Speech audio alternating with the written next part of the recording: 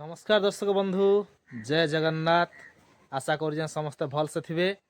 बर्तमान तो देखिपे मुई केन जगार यहाँ अच्छे बर्तमान आम बारीपटे अच्छे। तो आसुन देखमा आम बारीपटे काଣା सब गछ मुई लगेचे केन केन प्रकार पनीपरिया फल गछ सब लगिचे। आसुन देखमा आम बारीपटे बुलिकी देखमा। Let's go. ये टमाटो गछ गुटे लगिचे जस्ट गुटे न टमाटो गछ केतरा फड़ीचे देखुन। ठीक पाचवा के बसलान पूरा निहे पाचे पाचला तुलमा। इपटे बाइगण गछ केतरा लगिचे आमर कला बाइगण।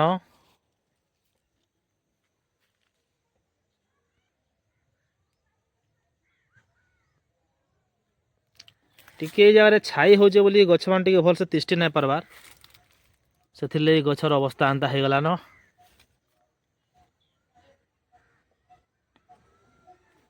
झंटा मंदाटे लगिचे झंटा फललान बाकी निहे बतरे ताल बतला तुलमा। एटा केते सुंदर फूल फुटी देखो झंटा फूल फुटीचे।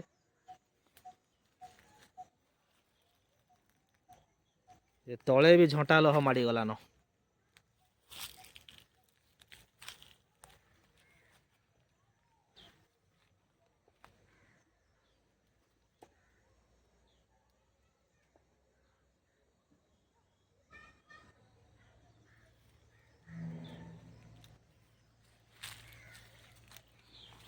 अरे बाइगण गछ जाक फूल फुटिकी झड़ी जाए टे हरमोन दरकार ताके टे हरमोन अभाव रु फल भी बेसी बड़ हो नहीं पारबार। देखुन केते छुटिया छुटिया फल होइजे जेहेतु बिना सार बिना मेडिसिन बिना हरमोन रे चाषटा कराई से लगी बेसी बड़ फल ना हेबार। बेसी बड़ भी दरकार नहीं आम देह लगी जेनटा हित आम गुटे दुईटा पाईगले भी खाईदमा। बाकी तो सब मार्केट रू आसूचे। कला दिमंदा लगी एबे रिसेंटली लगाई एटा फूल आसीगलान किंतु कसी नहीं आसे।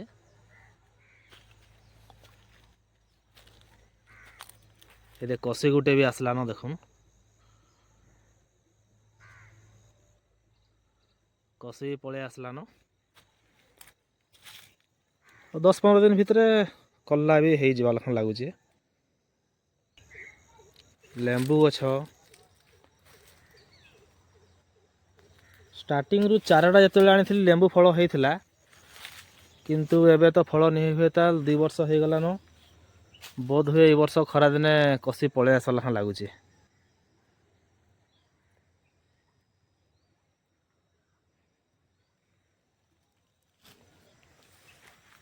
एपटे बेसी पियाज गछ लगाई। आज न पियाज साग रंधा होता घरे बहुत टेस्ट लगुला जेहेतु बिना सार बिना औषध गछ लगाई। इटा साग तोड़ा होता आज पियाज पत्र।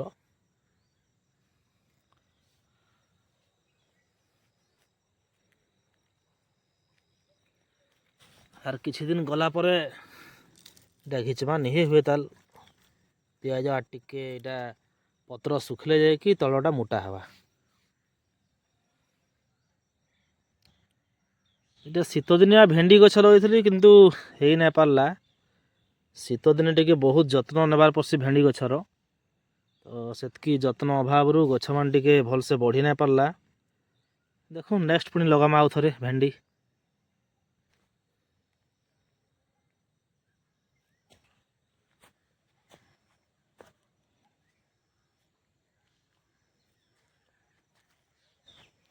धनिया पत्र लगी एटा इधर कलर टिके देखुथे पूरा डीप कलर ना आसी कहीं कि सार दिया ना बेसी बड़ बड़ गछ भी ना सार देले बेसी बड़ हो पूरा सागुआ कलर आसवा किंतु टेस्ट बेसी ना आसे बास्ना ना आसे बिना सार यहाँ बास्ना बहुत बढ़िया होचे।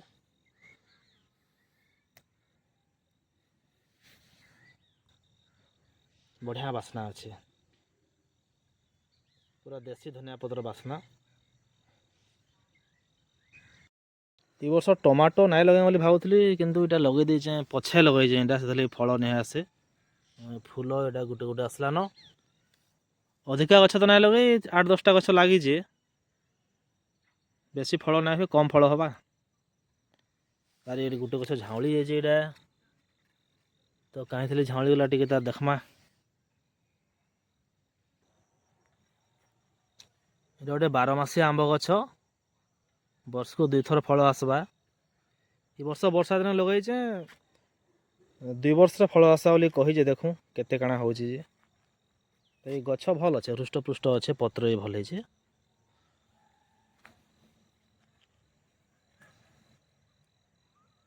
ଲଙ୍କା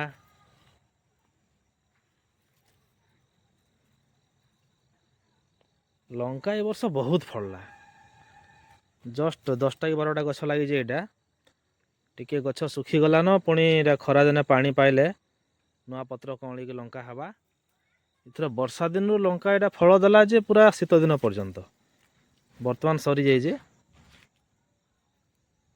କିନ୍ତୁ ବହୁତ ଭଲ ଲଙ୍କା ବଢ଼ିଆ ଫଳିଲା ନଡ଼ିଆ ଗଛଟି ବି ଲଗେଇଛେ ଏ ବର୍ଷ ତ ଲଗା ହେଇଛେ ବର୍ଷା ଦିନରେ ବଡ଼ ନେଇ ହୁଏ ତାହେଲେ ହେବା ଧୀରେ ଧୀରେ ଏପଟେ କିଛି ମାଖନ ଗଛ ଲଗେଇଛେ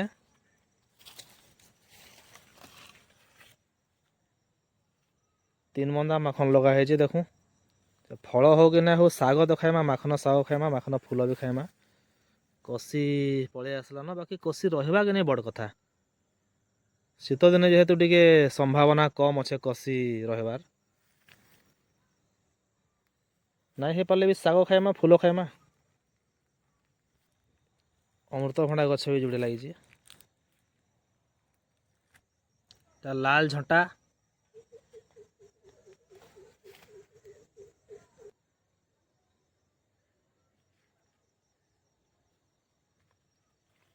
ଝଣ୍ଟା ଏଇଟା ତ ଆରମ୍ଭ ହଉଛେ ଫଳ ମାନ ନିହେ ବତରେ ତାଲ ବାକି ଫୁଲ କଷି ବହୁତ ଝଡ଼ି ଯାଉଛି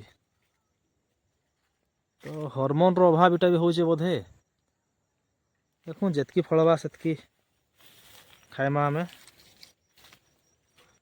କେତେ କାଣା ମିଳୁଛି ଦେଖୁଁ ଦେଖୁନ୍ ଧଳା କଲର ଝଣ୍ଟା ଏଇଟା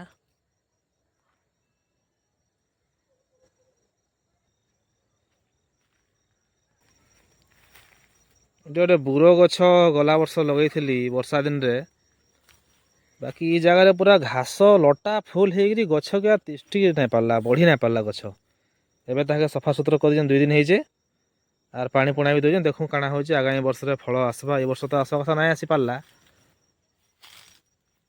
ଆଗାମୀ ବର୍ଷରେ ଆସିବା କି କାଣା ଦେଖମା ଜାମ୍ବୁ ଗଛ ଏଇଟା ବି 5 ବର୍ଷ ହେଇଗଲାନ ଗଛକେ ବାକି ଫଳ ନିହା ଆସେ ସେପଟେ କଦଳୀ ଗଛ ବି ଲାଗିଛି କଦଳୀ ତ ବଡ଼ ଗଛ 2-3ଟା ଫଳିକିରି ସେଟା କଟା ସରିଲାନ ଏବେ ସାନ ସାନ ଗଛ ଏଇଟା ମାନ କାନ୍ଦି ନିହେ ପକେଇ ତାର କଦଳୀ ଖାନ୍ଦି ପକାବା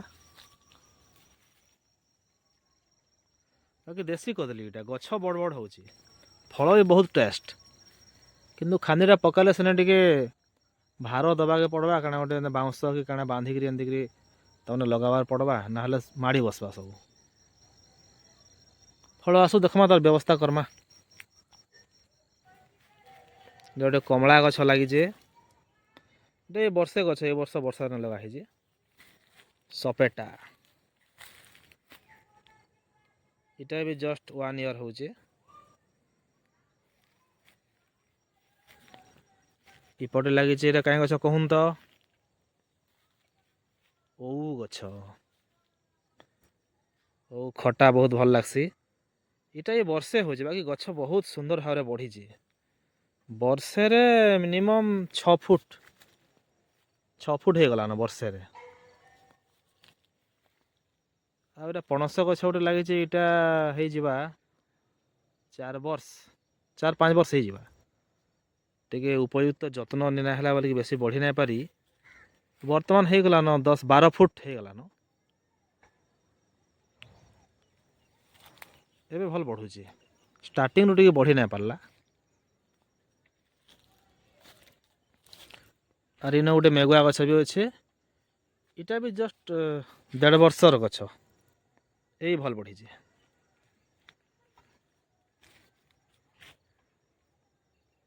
आम गाँर दृश्य देखुन पूरा से दूरे पहाड़ देखा जाउछे।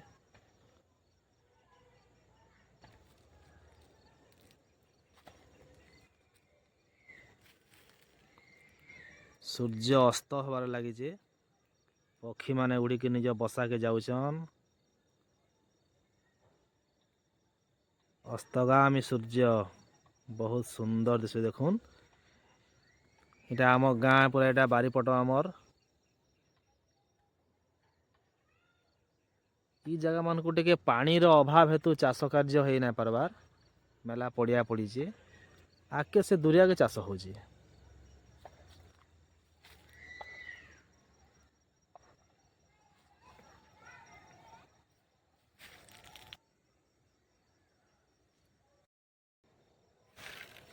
ओउ गछ तो आपण मान यदि ओउ खटा भल लासे ताहले निहाती कमेंट जणाबे। तो ओउ के खाली खटा करी खिया जायसी कि यार केनता खिया जायसी सेटा भी कमेंट माध्यम रे जणाबे। तो आज वीडियो यदि भल लागला निहाती भाबरे लाइक कर देबे, मोर चैनल के सब्सक्राइब कर देबे, आगामी वीडियो देखबार लागि बेल बटन के दबाई देबे। तो आर केन केन गछ लगाले बारीपट भल लागबा। फूल गछ भी बहुत लगी जे फूल गछर वीडियो अलग दिन में आनबी। तो आर केन फल गछ लगा जाय पारबा आर परिबा केनटा लगा जाय पारबा हमर माटी रे जेनटा कि घरे किछि किछि खाइबार लागि बाहरबा एवं सेटा बिना सार रे देह लागि जेनटा भल हवा सेटा मन कमेंट रे जणाबे। एतकी रहिली देखा हमा पुणी नेक्स्ट ब्लॉग रे। आशा करूँ समस्ते भल रे थिबे। रहुचे। जय जगन्नाथ, जय माँ समलेई।